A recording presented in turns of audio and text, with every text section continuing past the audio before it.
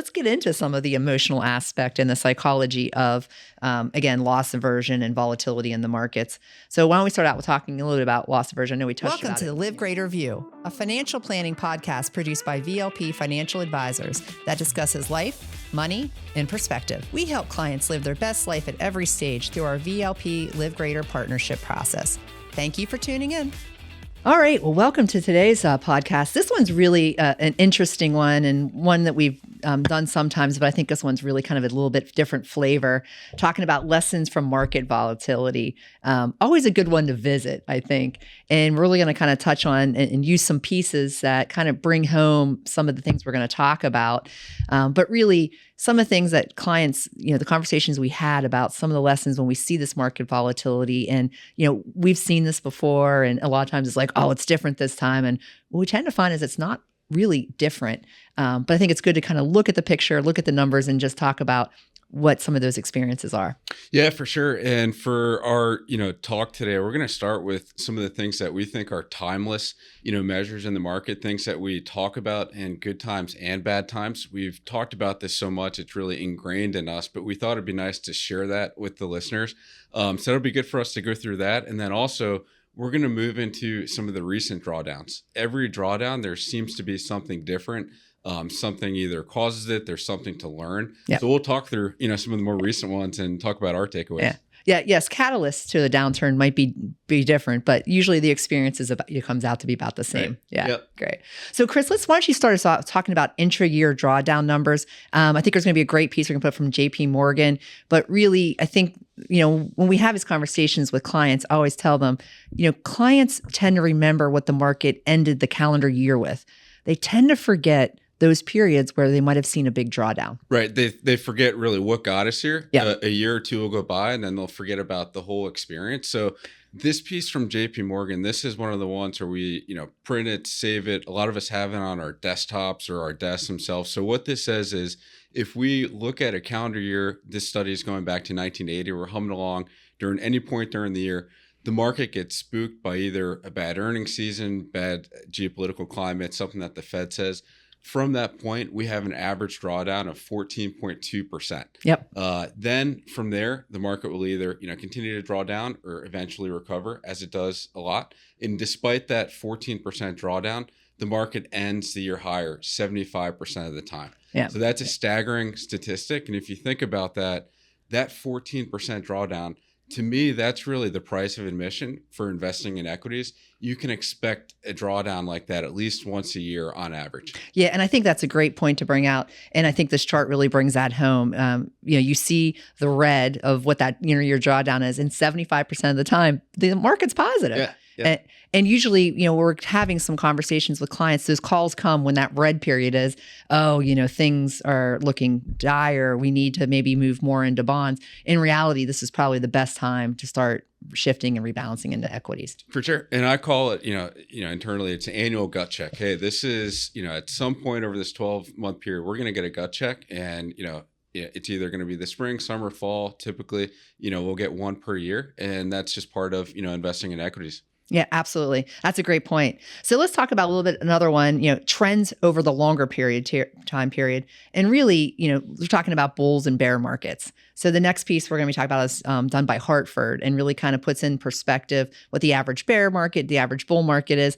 And the reality is most people believe that a downturn in the market lasts way longer than it does, because it's that emotional pain, right? It's sure. You open up and now in today's day and age, you can literally see your account balances every single day, which may not be a good thing. But, they feel like these periods, 08 and 09 is probably anyone who was investing or had a 401k, it's ingrained of how challenging that period was. But the reality was, the bull market that came after and before were much longer. For sure. So, another timeless piece and concept in the market is bull markets tend to last on average about 67 months, a little bit over 5 years. Bear markets last on average for 12 months. So really a lot shorter. There are obviously periods of pain, but once the pain, is behind us and we retrench and move forward. Now, the caveat for that, call it 5+ year bull market, is if we think about that conceptually, the market within that period will have a good run. Yep. But then there's always going to be that sort of commentary of the market looking over its shoulder saying, hey, is this too good to be true? There's this next event. Is this going to be what causes the market to sell off? That's what we refer to as climbing that wall of worry. Yep. And that is inherent in markets over the longer term, to say, hey, this is really how they function. They trend higher. Obviously, bear markets are tough to go through, but they tend to be relatively short-lived. So we should back up. Why don't you define what a bear market and a bull market is when we're looking in this concept? Sure. So that concept, a bull market is just when stocks tend to trend higher. That's something that tends to last over the longer period. That's where earnings are growing. The market's trending higher, referred to as a bull market. And then a bear market is simply a market sell-off that materializes into something that's longer, typically than just a couple of months. Typically, it's longer than that inter-year drawdown we see. Yeah. And 20%, that tends to be the definition of, hey, this is a true bear market, a 20% drawdown. Yeah. And I think what's really important to point out on this piece also is people tend to think what the average, you hear a lot of times, the S&P is average 10% over the long run, or, this index or whatever. But the reality is, we look at this piece, that's not really the norm. And the market tends to outperform over 20% a lot more times than it does that average 8 to 12. Right. This is such a key takeaway psychologically. If we look at 100 years worth of data and say, well, if we expect stocks to average 10% over the long term, where is that going to get me? We include some of that in client projections in some way, shape, or form. But we've really been ingrained to think stocks will appreciate 10% over the longer term. The fact that that's an annualized number, a lot of the times gets lost in translation. Yep. And if we actually look at the data over 100 years, we've only had 6 years where we actually finished within an 8 to 12% band, which is, crazy to me. We have a lot of years where it's up a lot of years where it's, down some. But the combination that will get us there obviously looks different from year to year to that long-term average. Yeah. And it's really important. I think this piece brings home, again, this is looking at equities markets, is that, it's thinking about your long-term money and that volatility and having that your conservative money needs to probably not be all equities if you're taking distributions and those types of things. For sure. It's all part of it. If you're looking at your equity portfolio saying, hey, this should be, the 10% ballpark every single year, it's not going to happen. Right. Yeah. It's going to be a little bit more choppy. And I think this piece really brings that out. And the other thing I always tell clients, we have been having discussions about when the market, let's be honest, if we're looking at reviews with clients and we usually look back in a 4 or 5 year period. They've all been double digit, whether it's been double digit up or that 2022, it's not a double digit up on the reverse. And, the conversation we have a lot of times is, the pendulum swings in certain parts of the market and sectors. And when they swing, they tend to swing a little further. Yeah. And that's when things where we see, we'll start to see that bear market in that type of scenario because it's gotten too hot. Valuations have overreached, and then vice versa. It swings back because sentiment is concerned and people start to panic and they sell off. And again, it's that having that perspective and the psychology, which we'll talk a little about later. For sure. And, if we have a bull market and we're up between 15 and 20% in one year, that does not mean the next year needs to come below average to get us to that 10%. This shows us that, we can have many consecutive years in that, extraordinary category to bring up that longer term average. And that's a great point because one of the things I think clients misplace or don't maybe think about is that when you go down 20%, it isn't 20% that gets you back up, right? Because if you had $100 and now it's 80 and it goes up 20% from 80, that's only 96. Yeah. You actually have to go up a little bit more to get back to where you were on par. So that's, something that we talk about is, look, you see these big numbers and this chart really kind of puts that in perspective, is that, these swings, yes, when you're looking at this going, geez, I don't really remember all these 20% plus years, but the reality is, almost all of them follow a big drop in the market. But that is just kind of getting back to par. Yep, for sure. Yep. And the next piece that we'll talk about is a great piece by Capital Group that actually puts some timeframes behind some of the drawdown numbers that we've seen, over the years. So just to unpack, some of the frequencies of drawdown. So their piece shows us that we have a 5% or more drawdown about twice per year. Yep. That seems like, that's reasonable. To us, we're going through one right now. We're in a 7% drawdown. A 10% or more drawdown about once every 18 months. Again, it seems reasonable. A 15% drawdown once every 3 years. And then finally a 20% or more drawdown once every 6 years. Yes. And that's a big thing to talk about. So let's elaborate on, when you're talking about retirement planning and income distribution, the conversation and psychology you have to have about that. Yeah. So when we work with clients, especially when we really hone in on the retirement piece, when they're say within, 5 years of retirement, we'll, be looking at their assets or planning and whatnot. Mm-hmm. There's always that hesitation to think, hey, is this the right time to retire? What's going on in the market? There's always some, event around the corner. And we refer to this piece to show them it's not a matter of if you have a pullback during retirement of significance, it's a matter of when. Yep. If we think about a 30-year retirement time horizon, we can expect clients to have a, what we refer to as a white knuckle moment, once every 6 years. And that's what this goes to show us. And, that's 5 times during retirement if you think about a 30-year time horizon.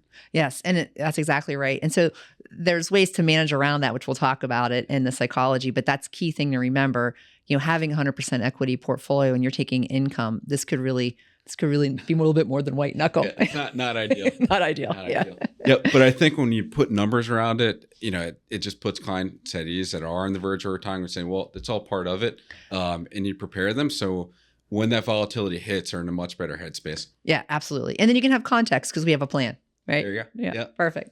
All right. So speaking of that, let's get into some of the emotional aspect and the psychology of, again, loss aversion and volatility in the markets. So why don't we start out with talking a little bit about loss aversion? I know we touched about it, basically here, but let's elaborate a little bit more. Yeah. So this is something when you think about the psychology of volatility, you'll hear about it from time to time, but it's something that we, tend to talk about a lot because it happens in bull markets and in bear markets. It happens when you look at, portfolio returns. It happens when you read the news, and just everything that you hear goes through this filter. So what loss aversion says, if you make a gain on an investment, you'll feel, one way. You feel good. Yeah, you feel great. Feel good. If you lose the same amount of money on that same investment, you'll typically feel much worse. Yeah. So it's that psychology of, hey, I'm happy to make some money, but I'll feel really bad if I lose, a significant amount of money.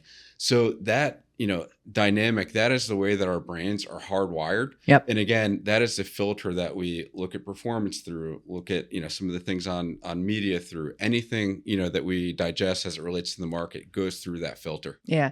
And that's a lot of stuff, the work and time we spend with clients is having that conversation of, hey, when this happens, what are we going to do? Mm-hmm. Our perspective is, yes, the market's down. Things are on sale, right? Who doesn't love a sale? Yeah. Everybody likes a sale. But, and not necessarily that everything's on sale, but things are cheaper than they were. So the conversation is, look, yes, we've had this drawdown in the portfolio, but again, we plan for this because we should have other assets available if there is income needs. But again, it's that psychology of, hey, this is going to happen. Mm-hmm. We know that there's going to be pullbacks. We know that, we've looked at what your goals are, what your objectives are. And if we can plan accordingly and we do have a plan, then this could be an opportunity. Yep. And having that conversation consistently is so important because, again, the hardwiring of our brain, when we go through those periods, you are thinking irrationally, you're thinking emotionally, a different part of your brain takes over. And unless you really talk about that consistently, it's just something that, can be really challenging when the time comes. Yeah, and especially if you're in retirement, right? If you're in your working years, you have time to make up money. You have time for that to recover. When you are in retirement, it's really understanding what that income stream is going to look like, how this portfolio is going to support your retirement. And again, then the psychology gets a little bit more crazy and, challenging. This piece also trickles down into what we consume through the media. Yes. If you think about the reason why a lot of headlines or, people that are on TV tend to talk about the bad things that could happen. That's what sells. Yep. That's what sells. That gets a lot more attention. And that is just so important to think, well, that, may or may not be true, but my brain is psychologically wired to put more stock into something that sounds bad. Yes. Because that's, obviously the way that we're wired. And something that we'll talk about, over the years with clients is, when we have a long-term steady hand, obviously we're fiduciaries. That's the way that we operate and the way that we make decisions. Oftentimes people within the media, whether they're writing newsletters, columns, or on TV, their stakes are a lot different. They might write a newsletter. They might, have some sort of listserv that they'll, give their opinion on. More often than not, they're not actually managing real money. Yep. So, their commentary is one thing. But if you act on that, if you get out of the market at the wrong time, Really, in their situation, nobody gets hurt. Obviously in our situation, the stakes are a lot higher. Yeah, you can really affect someone's longevity and just security in retirement. Yep. So absolutely, 100%. So we went through some of the emotional and the psychology. Let's talk a little bit about some of the experiences and stories we've had from some of the recent market downturns. Yeah, for sure. And, like we said, the cause of every downturn is different, but we really try to learn something, through every downturn and, really communicate that with clients. So the first downturn, recently that we've had was the fourth quarter of 2018. So that is when over the summer, the Fed continued to raise interest rates. They became more aggressive with raising rates. And then essentially it got to the point where the market said, well, they've raised rates so much, it might actually force us into a recession. And then the market proceeded to, have what was really a good first half of 2018 sold off 20% into, the end of the fourth quarter. Yeah. Yeah. And things like that, again, so what would be considered potentially a bear market was a big sell-off. And what you kind of reference is it can happen a very quickly time frame, right? Again, this is news du jour. This is perception. The market is usually, what we hear a lot is they think it's 6 months forward looking, right? Yep. And we could talk a little about some of the other experiences that are going to come up. But exactly, having that quick time frame, you have to have a plan because you may not have the ability to act as quickly as you want. Or even as we know, when the market swings, some days 1%, 2%, 3%, that can be a big difference in returns. Yep. So that's quick shift in sentiment. That's, was obviously one lesson that we took away. The other lesson that we took away is just the fact that, obviously these events will come and go, but just the fact that they can present such opportunities over the long term. By that point in 2018, it was evident that, a lot of technology companies have done really well. They've grown their moats. They're great businesses. They got hit the hardest during that sell-off. Yep. There were some real opportunities at the end of, what was let's call it 3-month sell-off. And it actually, bottomed on Christmas Eve and then, retrenched and we had a really good year in 2019. But if you could have really put money to work, and especially in some of those, areas of the market at the bottom, you would have done, really well. Well, let's move into another most recent one, which would be the 2020 pandemic. And this one, talk about an interesting catalyst to make the market. You have COVID, we go into lockdowns. In modern time, we've not had a medical lockdown. Yeah. So this was uncharted territory. You had businesses laying people off because they had no idea. Certainly businesses where there was in-person meetings, restaurants. I mean, it was a very, very challenging time. And that drawdown was month and a half. I mean, it was quick. Yeah. We had very interesting, challenging things. I mean, oil futures were trading negative. Right. And you're going, okay, so we're going to stop heating our houses. We're going to stop driving cars. So this was an interesting dynamic. And again, once kind of the dust settled and it did take a while for normal to get back, we'd say, or whatever the new normal is. But once we said, hey, okay, companies and people were resilient. Like as a community, we found ways, to get around things.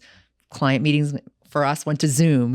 Everything started becoming virtual. We were having Zoom happy hours, right? There was all kinds of new interesting things popping up.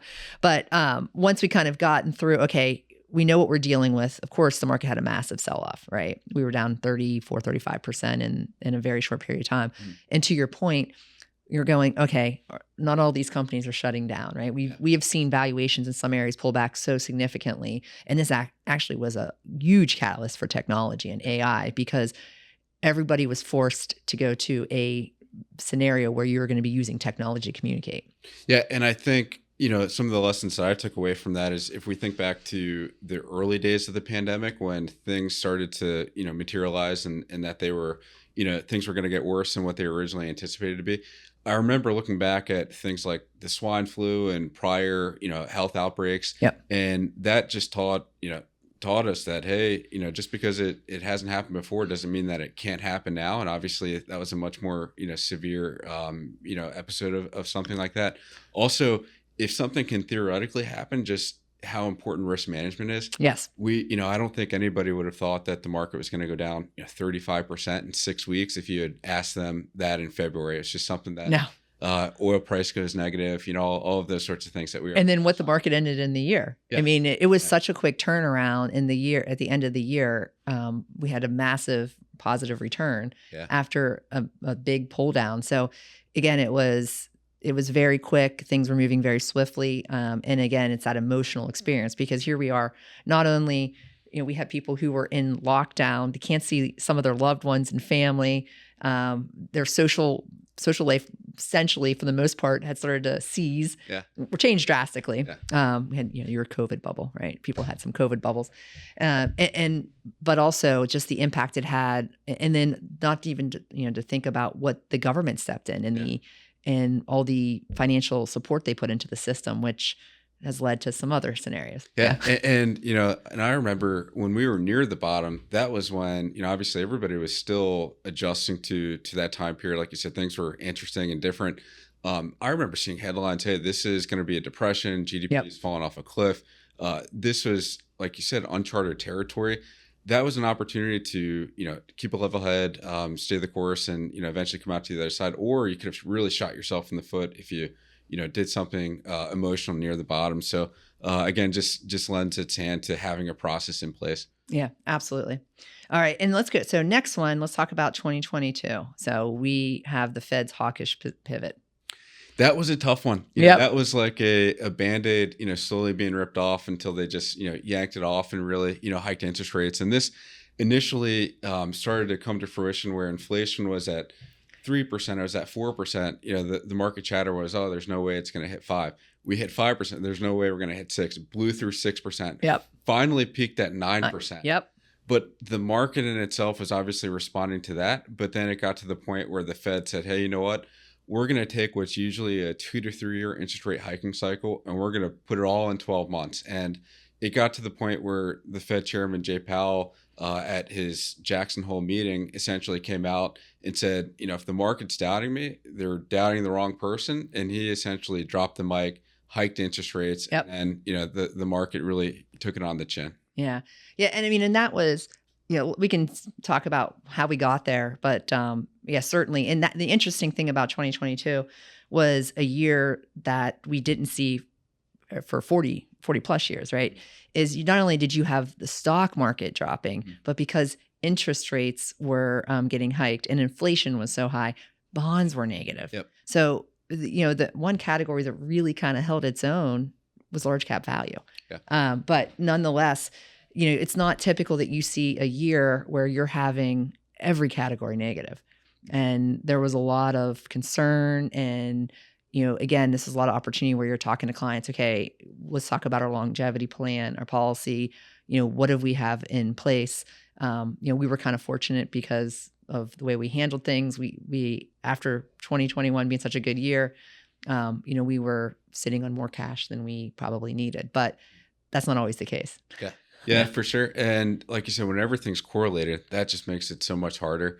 I know that was obviously a unique period. And here we are today. We had a really calm first half of the year. That was nice. We, moved into August, and then all of a sudden the market, fell out of bed. And, hit its head. Hit its head. And we got back up towards the end of August. And it seems like September is going to be another really choppy month with the market selling off, so far in early September. So, and there's something happening in November. With a little presidential election. Little election right around the corner. So that's understandable. So I thought it'd be nice just for us to share thoughts on, what's going on now versus some of these other, time periods that we just talked about. Yeah. And I think you're right. It's important, the Fed, part of some of the volatility, which we saw in the intra-year, but not as much, when the Fed came out the end of fourth quarter or beginning of fourth quarter last year and said in September, hey, we're not going to hike rates, we're going to start cutting. And initially the thought was there'll be cuts in March. And so the market started to price that in. We talk about how the market's typically forward looking. So the market rewarded areas that tend to do better when interest rates are going down. So bonds really popped up in the fourth quarter. Small cap value, outperformed every other category on the equity side. And you wouldn't, again, if you're looking at the whole year, you'd go, they did okay, they did good, but they didn't do large cap growth great. But the fourth quarter, they were just a star. They're up 20%. So as we got into this year, everybody's okay, rates are coming down, inflation's coming down, we're going to avoid recession. And then, interest rates have not, the Fed's kept the same policy because inflation hasn't come down as much as they've wanted. So March came and went, no interest rate cut. May, June came and went, no interest rate cut. Looks like we may get one this month. I think Powell's pretty much said that, he's kept them too high too long. But nonetheless, that volatility, we got a couple things, I think from our perspective on the volatility. You've got the Fed's probably, we're waiting or holding our breath. Today there was just a report, September 6th, there was a report on unemployment, and those numbers came in the payrolls rate. But we also have the election in November. And, we've been telling clients, look, election year, the markets hate uncertainty, right? And we have a close race. There's no clear winner. So until that works its way out, we anticipate there'll be some volatility. Sure. Yeah, absolutely. And I would just add, two thoughts to that. One is what's different about this year versus 2022 during these periods of choppiness is bonds are actually functioning the way that bonds should. With stocks going down, typically in those weeks that we've had that, bonds have gone up. So that's obviously been a good thing, and historically what we've seen. So that's a great thing that we're not back in an environment like 2022. The other thing is the Fed chairman now, if you watch his press conferences, the way he communicates and the way that he really telegraphs what he's thinking to the market is drastically improved versus what it was in 2018 or even 2022. Yep. So whatever is on the horizon as far as hikes and timeframes and whatnot, it seems like he's doing a better job at communicating that to the market. Yeah, absolutely. Yeah, so lots to unpack there. I mean, I think it was fun to go through kind of some of these scenarios, and certainly this year, and we'll see how this year, turns out. I think we'll obviously see some volatility continue between now and the election timeframe, but that'll be fun. So let's talk a little about distribution strategy. Talking a little bit about in general, what we control and what we can't. It's quick and easy to say we can't control the markets. You think, COVID's a perfect example. We have things humming along, COVID hits, and nobody could foresee what happened in that short period of time, right? Yeah. And then what can we control? We can control how we build our asset allocation, where we put funds, how we plan to do the distribution income. Those are things we can control. We can also control, hopefully, our goal is to control decision making, right? Yeah, for sure. So there's that emotional gap that we have to make sure that as advisors, we let them credence that and make sure that gap doesn't happen, within client portfolios. We don't want them to get overly emotional. And all of the scenarios that we just laid out, even over the last handful of years, now we're on the verge of an election. Nobody obviously has a crystal ball. Yep. But like you said, we can control our emotions. And then specifically, if you're taking money out of your portfolio, we can control where that comes from and what asset class that comes from. That's a big differentiator for us versus a lot of record keepers who would inherently sell from all assets across the portfolio. On our end, if we're going through a period of volatility in the markets and stocks are selling off, we're not going to touch stocks at depressed prices. We'll fund distributions from the bond portion of the portfolio until we think it makes sense to lean into stocks. Yeah, and let's elaborate and clarify record keepers. We're talking about typically your 401k plans, your qualified, maybe your 403, whatever that is through your work. These plans were really built for the accumulation phase. They were built to receive assets, invest, help you essentially have assets available for retirement. But when you get to that distribution phase, the problem that the record keepers have is that inability to say, hey, let's actually just turn dividends into cash, almost always reinvested. Yeah. One. And two is when you call up and say, send me $50,000 or whatever the number is, they just right across the portfolio. They don't look at it and go, oh, this fund's down 15, 20%. Let's sell this fund. It's up 10 or 5. For sure. Yeah. And when we have periods of shorter, sell-offs, that will obviously be something that doesn't, isn't as important, but we're, going to have periods that are, longer, 2 to 4 year underwater periods, sometimes 5 to 7 years. That's where that becomes really important. So that's obviously our bread and butter on the distribution strategy, piece of what we do. It's just so important. Yeah, absolutely. Yep. All right. And then let's talk a little bit about bond piece of the portfolio and versus equities, because that's a big consideration also. For sure. So if we think about, the equity part of the portfolio, that is obviously where the bulk of the long-term growth will come from. Yep. So that's, straightforward. There's a lot of volatility there, but over the long term, that should trend higher. The bond piece of the portfolio, the bond market is so broad. There's so many different sectors and credit qualities and whatnot. And really, part of the equation within bonds is, okay, how much yield do I want to get on that part of the portfolio for the given risk that I'm willing to take? if we look at bonds as an asset class, investment grade bonds typically are a lot less risky. They yield less than any sort of high yield or junk bonds. Yes. But they are not as correlated to stocks and typically are inversely correlated. What we do not want is clients to hold a bunch of high yield or junk bonds and have a market sell off, us go into a recession, and then all of a sudden their bond part of the portfolio is down in line with stocks. Yeah, absolutely. So it's important to make sure that you understand all those different pieces and all your risk parameters in there. Yeah, for sure. All right. So let's just talk about wrapping up, capitalizing on opportunities and just kind of thoughts overall. So we walk through all of the things that we've been through over the last handful of years. There's obviously different parts of that. Mm-hmm. What gets lost in translation, again, is the fact that it's not a matter of if, but when these things happen. If you have a level head, there can be incredible opportunities to buy really good companies at really good prices, especially if you're somebody that has a long-term time horizon.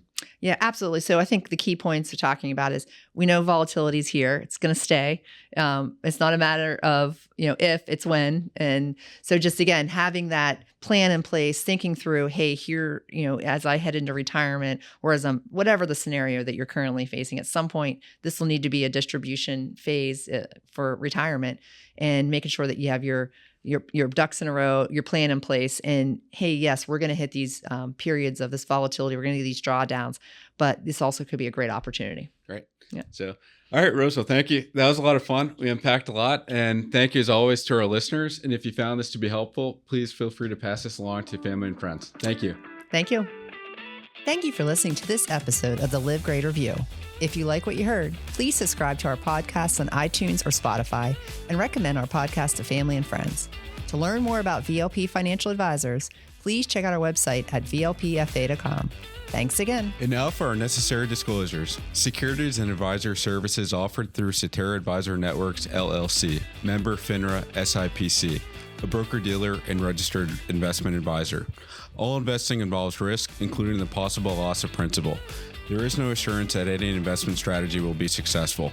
The views stated in this podcast are not necessarily the opinion of Cetera Advisor Networks, LLC, and should not be construed directly or indirectly as an offer to buy or sell any securities mentioned. Due to the volatility with the markets mentioned, opinions are subject to change without notice. Information is based on sources believed to be reliable. However, their accuracy or completeness cannot be guaranteed. Past performance does not guarantee future results.